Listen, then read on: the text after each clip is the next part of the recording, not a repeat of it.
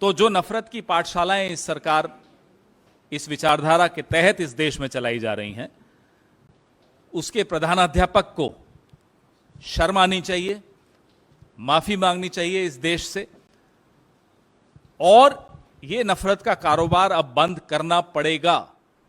इससे साफ दिखता है कि जो पार्लियामेंट में स्लोगन चलते थे, मोदी अदानी भाई भाई, देश बेच के खाई मलाई, ये इसका सबसे बड़ा नमूना है।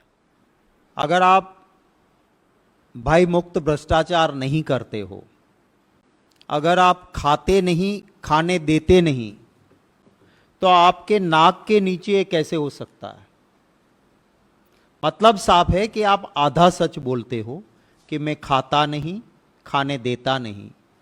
पूरा सच ये है कि आप करोड़ों से कम खाते नहीं, सच बोलने वाले को चैन की रोटी खाने देते नहीं। इस खत को देखते हुए साफ निकलता है कि लूट है, 3,900 करोड़ की लूट, ये मनी लॉन्ड्रिंग है।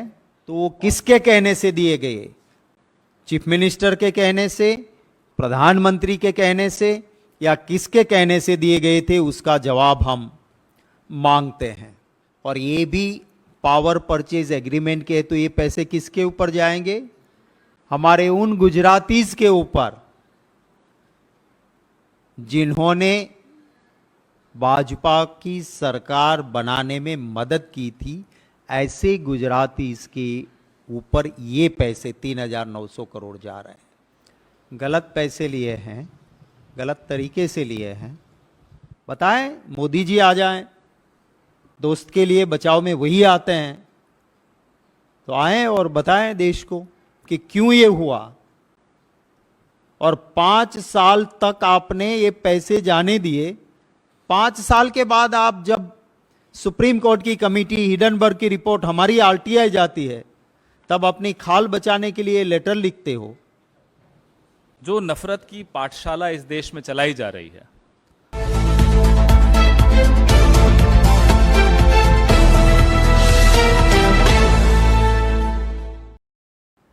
आप सभी का दिल से स्वागत करता हूं। मैं जानता हूं कि प्रेस और मीडिया के साथियों के लिए इवनिंग इजी होती है और मॉर्निंग थोड़ी मुश्किल होती है, पर मेरे पास कोई चारा नहीं था। फ्लाइट मुझे 1 बजे पकड़ना है और 3 बजे मुझे अहमदाबाद पहुंचना था, और कोई फ्लाइट का ऑप्शन नहीं था। इसलिए आपको सुबह 11 बजे मैंने कष्ट दिया है। मैं आपको मैंने एक डॉक्यूमेंट भी शेयर किया है, उसके रिलेवेंट पैराग्राफ्स भी मैं आपको बताऊंगा। जिस तरह से भय मुक्त भ्रष्टाचार हो रहा है, आपको जान के ताज्जुब होगा कि बिल्कुल लूट मचाई है। 3,900 करोड़, 3,900 करोड़। जैसे अपना माल हो और कोई उठा ले, वो उठाया। जो क्रॉनिज्म चल रहा है, नरेंद्र मोदी जी के आशीर्वाद से, उनकी मिलीभगत से, उनकी वजह से, उनकी मैं बात आपके सामने रखना चाहता हूं। गुजरात में एक PPA, power purchase agreement, Adani के साथ, अदानी पावर मुंद्रा लिमिटेड के साथ जीओजी, जीओजी का मतलब गवर्नमेंट ऑफ गौतम नहीं, government of Gujarat, government of Gujarat ने साइन किया पीपीए। उसमें एक कंडीशन थी कि जो भी एनर्जी चार्जेस देने हैं, वो जो इंडोनेशिया से कोल आएगा, उस कोल की प्राइस तय होगी और उसके आधार पे energy charges Adani Mundra power limited को दिया जाएगा। ये पावर परचेज एग्रीमेंट साइन हुआ। अब ये कोल प्राइस कैसे तय होगी, उसके लिए साफ तरीके से पीपीए में लिखा गया कि जो भी परचेज करेगा अदानी कोल, उसके ट्रांसपेरेंसी, कॉम्पिटिटिव बीड और बिल वो गवर्नमेंट को सबमिट करेंगे। और गवर्नमेंट जो इंटरनेशनल मार्केट में प्राइस करने के लिए एक सर्किट है आर्गुस, आर्गुस के दाम और अदानी पावर मुंद्रा लिमिटेड ने परचेज किए हुए बिल दिए हैं, उनका कंपैरिजन होगा। अगर आर्गुस से कम है तो वही पैसा मिलेगा, अगर आर्गुस से ज्यादा बिल है तो भी आर्गुस से ऊपर उसे एनर्जी चार्जेस नहीं मिलेंगे। ये साफ पीपीए था। आपको ताज्जुब होगा कि 5 साल तक अदानी पावर मुंद्रा लिमिटेड ने बिल सबमिट नहीं किए, डॉक्यूमेंट्स दिए नहीं, ट्रांसपेरेंसी की बात नहीं की, और सिलेक्टेड लोगों से मैंने अपर सर्किट में खरीद किया है, मुझे एनर्जी चार्जेस दे दो। और सरकार देती रही, करोड़ों करोड़ों रुपया देती रही, और यह भी फिर भी बाहर नहीं आता। ये जो मैंने आपको कागज दिया है वो बाहर नहीं आता। क्यों आया? ये हिडनबर्ग की रिपोर्ट आई, सुप्रीम कोर्ट में कमेटी रखने की बात आई, कुछ लोगों को पता चल गया कि अदानी को ये करोड़ों रुपए दे रहे हैं, उन्होंने आरटीआईज की, सेबी इन्वेस्टिगेट करेगी, डर लगा। फिर अधिकारी मिले कि हम तो 5 साल के से इसको लूटने देते हैं, बड़े बॉसेस के किए बिना तो हो नहीं सकता ना। जब तक मोदी जी या मुख्यमंत्री नहीं कहेंगे, कोई अधिकारी, आईएएस अधिकारी इतना रिस्क नहीं लेता, वो देते रहे थे। फिर डर लगा कि कहीं ना कहीं बात खुल गई तो कल जेल में हमें जाना पड़ेगा। तो ये खत लिखा गया। मैं आपको, जो मैंने आपको डॉक्यूमेंट दिया है, उसके पहले पन्ने के 3rd लाइन के लिए आपका अटेंशन इनवाइट करूंगा। 1st page 3rd line, bottom से ऊपर जो पैराग्राफ है। In the implementation stage above interim mechanism, it is observed that rate at which coal is being purchased by APMUL माने Adani port Mundra limited significantly higher than the actual market, real market से काफी ऊपर आप दिखा रहे हो। Market value at which coal is being traded in Indonesia, GUVNL, इसका मतलब है गुजरात ऊर्जा विकास निगम लिमिटेड, पर गुजरात में कहते हैं कि GUVNL माने गौतम Urja Vikas Nigam limited, has been repeatedly seeking, सरकार बार बार मांग रही है। क्या मांग रही है? Documents, invoices, reports with regard to the reference being taken by Adani Port Mundra Limited in procurement of coal through spot market inquiry। हम बार बार मांग रहे हैं, आप दे नहीं रहे हो। अगर वो नहीं दे रहे थे तो सरकार उसको 5 साल तक पैसे क्यों देने लगी?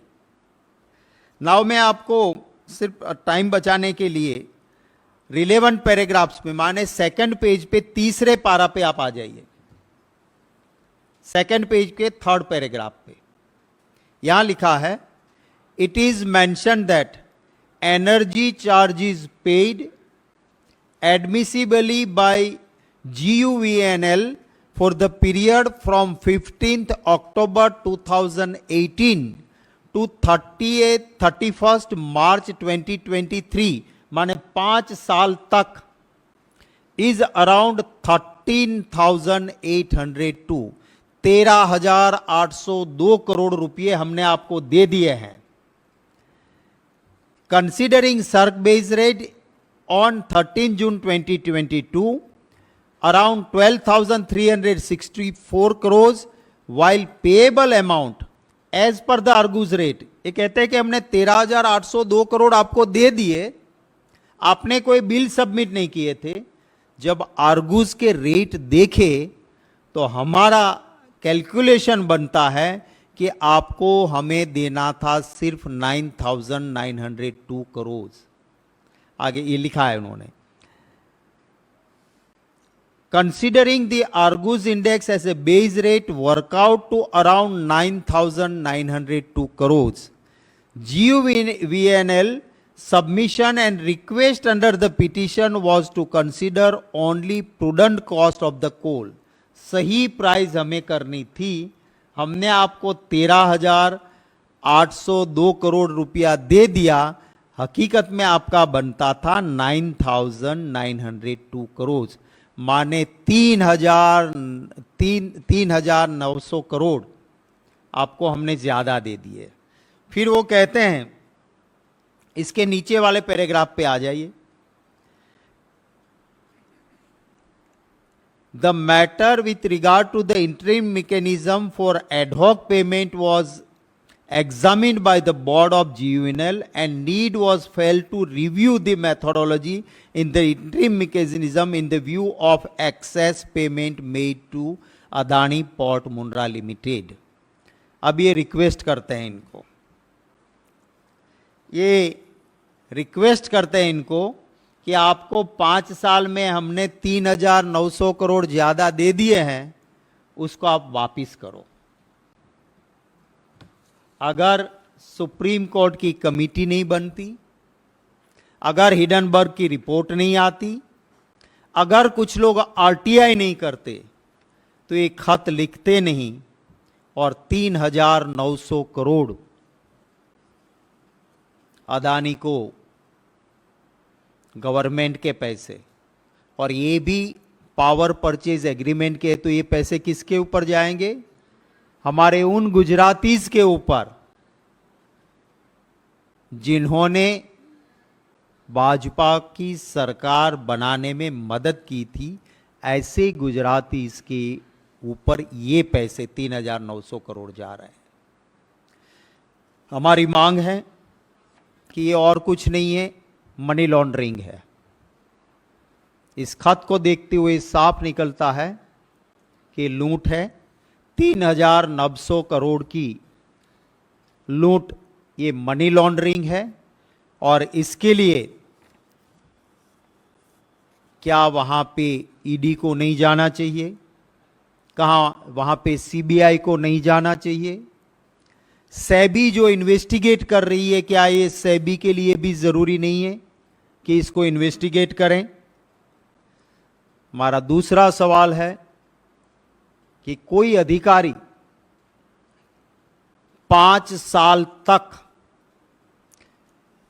उस आदमी को जिसको पावर परचेज एग्रीमेंट के तहत बिल देना था, डॉक्यूमेंट्स देना था, ट्रांसपेरेंट बिडिंग की सारी हकीकत देना था, वो नहीं देते हैं और 13,902 करोड़ रुपए उसको दिए जाते हैं. वो कोई अधिकारी तय नहीं कर सकता है. तो वो किसके कहने से दिए गए? चीफ मिनिस्टर के कहने से, प्रधानमंत्री के कहने से, या किसके कहने से दिए गए थे? उसका जवाब हम मांगते हैं. इससे साफ दिखता है कि जो पार्लियामेंट में स्लोगन चलते थे, मोदी अदानी भाई भाई, देश बेच के खाई मलाई, ये इसका सबसे बड़ा नमूना है. हम ये भी मांग करते हैं कि आपने डर के मारे एक खत तो लिख दिया, पर आज तक 3,900 करोड़ में से वापिस कितने पैसे आए? और इसका इंटरेस्ट लेने में सरकार को इंटरेस्ट है या नहीं है? इस पूरे खत में कहीं नहीं लिखा है कि 3,900 करोड़ आपसे वसूल लेने हैं, 5 साल में दे दिए हैं, उसका इंटरेस्ट, उसका ब्याज इस रेट से लगेगा, वो कहीं पर नहीं लिखा है, तो इसके लिए भी जिम्मेवार कौन?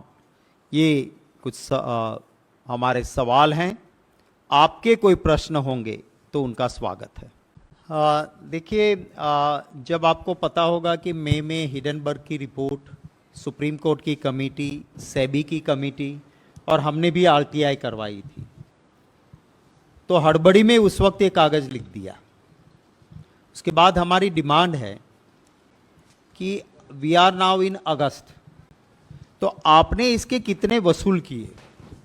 और आपने जब पीपीए में एग्रीमेंट था, आप खत में भी लिखते हो कि बार बार आपसे बिल मांगे, डॉक्यूमेंट्स मांगे, ट्रांसपेरेंसी के लिए पूछा गया, आपने कुछ नहीं दिया।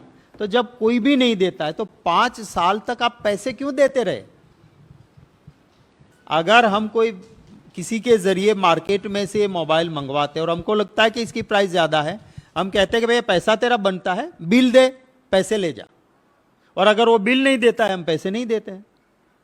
ये तो एग्रीमेंट था, प्राइवेट एग्रीमेंट नहीं। GOG माने government of Gujarat, it's not government of Gautam. तो ये क्यों किया? अभी तक कोई खुलासा नहीं हुआ है। तो हमारा ये आपका जायज सवाल है, हमारा भी ये सवाल है कि मई से नाउ वी आर इन अगस्त, बताएं, मोदी जी आ जाएं, दोस्त के लिए बचाव में वही आते हैं, तो आए और बताएं देश को कि क्यों ये हुआ। और 5 साल तक आपने ये पैसे जाने दिए। 5 साल के बाद आप जब सुप्रीम कोर्ट की कमेटी, हिडनबर्ग की रिपोर्ट, हमारी आरटीआई जाती है, तब अपनी खाल बचाने के लिए लेटर लिखते हो, क्यों? इसका जवाब दें। इसी पर पहले let's focus on this issue. शक्ति जी, जिस आप पावर प्लांट की बात करते हैं, वो पावर प्लांट पहले से काफी घाटे में, लगभग 1.8 अरब डॉलर घाटा है। जितनी उनकी प्रॉपर्टी है उससे अधिक घाटे में है। तो कैसे लगता है ये 3,900 करोड़ की वसूली हो पाएगी? गलत पैसे लिए हैं, गलत तरीके से लिए हैं, और जो जिसकी कंपनी है वो तो अपने आप को रिचेस्ट इन द वर्ल्ड के लिस्ट में रखता है, तो वसूली तो हो ही जाएगी अगर करना चाहे तो। अगर मित्रों की नहीं है, जब सैया भये कोटवाल तो डर काहे का। Thank you very much. अच्छा है कुछ? सर, इससे अलग हटके पीएम मोदी आज बेंगलोर पहुंचे, कई अनाउंसमेंट उन्होंने किए, अंतर्राष्ट्रीय दिवस, शिव शक्ति, उसको आप कैसे देख रहे हैं? और 11 बजे पीएम दिल्ली में भी लैंड कर रहे हैं, भव्य स्वागत किया जा रहा है। अब इवेंट्स को लेकर हम क्या बोलेंगे साहब? पूरे देश को हमारे वैज्ञानिकों पर गर्व है, और उन लोगों को भी उत्तर मिल गया जो बार बार पूछते थे 70 साल में क्या हुआ, उसका जवाब उस दिन इस बहुत बड़ी उपलब्धि से मिल गया। मुझे लगता है कि अब प्रधानमंत्री आज के बाद इस तरह के सवाल नहीं पूछेंगे। सर, चंद्रयान 1 का जो पॉइंट था, जहां लैंड किया था, उसका नाम जौहर पॉइंट था। चंद्रयान 2 का जो मोदी जी ने आप रखा है, तिरंगा पॉइंट रखा है, तो सीधे तौर पे अटैक है कि परिवार के नाम पर ही जो है सो कांग्रेस जो है सो कोई सब नाम अटैक रखते नहीं है। आप उसको किसी भी तरीके से देखिए, जवाहर के दिल में तिरंगा था, और तिरंगे और जवाहर को कोई दूर नहीं कर सकता एक दूसरे से। जो नफरत की पाठशाला इस देश में चलाई जा रही है, उसके प्रधान अध्यापक कौन है? सवाल उनसे पूछा जाएगा। अब पूरे विश्व में जो छवि भारत की निकल कर आ रही है, क्या उस छवि से हमें किसी को गर्व होता है? तो जो नफरत की पाठशालाएं इस सरकार, इस विचारधारा के तहत इस देश में चलाई जा रही हैं, उसके प्रधानाध्यापक को शर्म आनी चाहिए, माफी मांगनी चाहिए इस देश से, और ये नफरत का कारोबार अब बंद करना पड़ेगा। न ये इस तरह की नफरत मेरे धर्म को दिखाती है, मेरे धर्म में इस तरह की नफरत का स्थान है ही नहीं। न मेरी संस्कृति में इस तरह की नफरत का स्थान है, न मेरे देश में इस तरह की नफरत का स्थान है। तो ये जो जिस तरह की नफरत लाई जा रही है, जो ला रहे हैं उनसे पूछिए कि जो स्वाभाविक, जो प्राकृतिक हमारे यहां नफरत है ही नहीं, उसको आप क्यों ठूस ठूस कर हमारे मानसिकता में भर रहे हैं, और आने वाली पीढ़ी में आप क्यों इतनी नफरत पैदा कर रहे हैं। हम उन्हें कामयाब नहीं होने देंगे, ये देश उन्हें कामयाब नहीं होने देगा। हां, मीडिया का एक बहुत बड़ा वर्ग, उसको भी जिम्मेदारी लेनी होगी किस तरह से ये नफरत फैलाई गई इस देश में। पवन जी, एक सवाल इधर से है। एक सेकेंड, मुद्दे पर।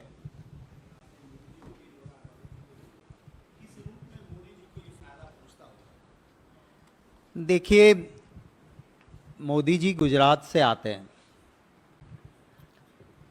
आज भी वहां पे सब जानते हैं कि बैकसीट ड्राइविंग उन्हीं का है। अगर आप भय मुक्त भ्रष्टाचार नहीं करते हो, अगर आप खाते नहीं, खाने देते नहीं, तो आपके नाक के नीचे ये कैसे हो सकता है।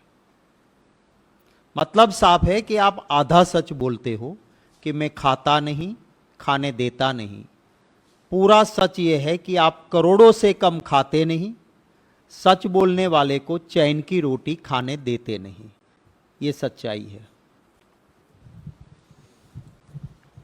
पवन जी, मेरा सवाल यह है कि पहली बार ऐसा हुआ है भारतीय लोकतंत्र में कि एक राज्यपाल एक चुने हुए मुख्यमंत्री को पत्र लिख के कहता है कि मेरे सवालों का जवाब दो, नहीं तो राष्ट्रपति शासन की सिफारिश कर दूंगा। पंजाब की घटना जी है। जी, मैंने देखा। क्या कहेंगे इस पे क्या कहना है, आपके सामने है। राज्यपालों और उपराज्यपालों की भूमिका पिछले 9 साल में आपने देखी। राज्यपाल का पद राजनीतिक पद नहीं होता, संवैधानिक पद होता है, उसकी एक गरिमा और मर्यादा होती है। लेकिन राज्यपाल अब सिर्फ केंद्र सरकार में बैठी सत्ताधारी पार्टी का नुमाइंदा बनकर अपने कर्तव्यों का निर्वहन करेगा। तो इसी तरह के उदाहरण आपके सामने आएंगे। एक देश में एक फेडरल स्ट्रक्चर है, उसका सम्मान, उसका कस्टोडियन राज्यपाल होता है। जब रक्षक ही भक्षक बन जाए संवैधानिक मर्यादाओं का, तो संविधान कहां तक बचेगा, कब तक बचेगा, ये एक बहुत बड़ा सवाल हमारे सामने है।